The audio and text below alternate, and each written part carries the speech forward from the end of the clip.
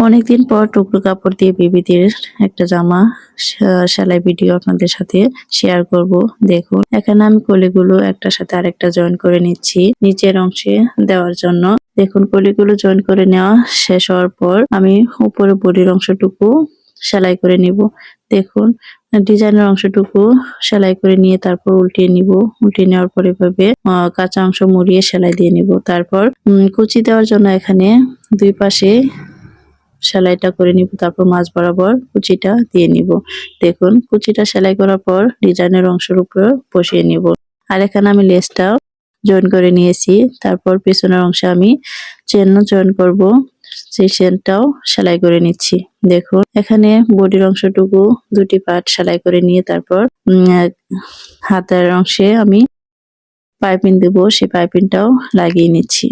আর জামাটি দেখতে কেমন হয়েছে তা জানাতে ভুলবেন না কিন্তু। আজ এই পর্যন্তই, ভালো থাকবেন। আল্লাহ হাফেজ।